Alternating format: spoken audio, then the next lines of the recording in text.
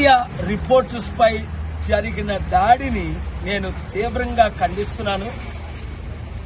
ఎవరైనప్పటికీ, ఎంత పెద్దవారైనప్పటికీ, మోహన్ బాబు గారు కావచ్చు, ఇంకొకరు కావచ్చు, మీడియాపై దాడి చేయడం అన్నది చాలా ఘోరం. అది కనుక తక్షణమే మోహన్ బాబు గారు క్షమాపణ చెప్పాలి.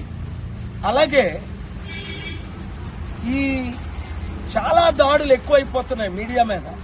రాష్ట్రం అంతా, దేశమంతా, కొందరినైతే జైల్లోనే పెట్టేస్తున్నారు. దీని కొరకు ప్రజాస్వామ్యంలో మీడియా బ్రతుకుంటేనే మనం బ్రతుకుండేది.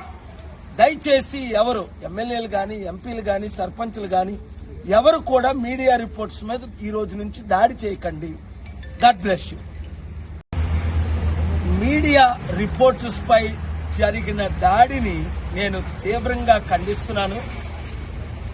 ఎవరైనప్పటికీ, ఎంత పెద్దవారైనప్పటికీ, మోహన్ బాబు గారు కావచ్చు, ఇంకొకరు కావచ్చు, మీడియాపై దాడి చేయడం అన్నది చాలా ఘోరం. అది కనుక తక్షణమే మోహన్ బాబు గారు క్షమాపణ చెప్పాలి.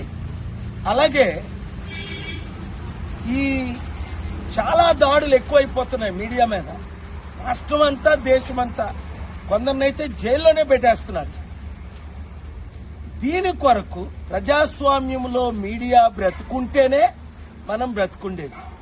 దయచేసి ఎవరు ఎమ్మెల్యేలు గాని, ఎంపీలు గాని, సర్పంచ్లు గాని ఎవరు కూడా మీడియా రిపోర్ట్స్ మీద ఈ రోజు నుంచి దాడి చేయకండి. God bless you.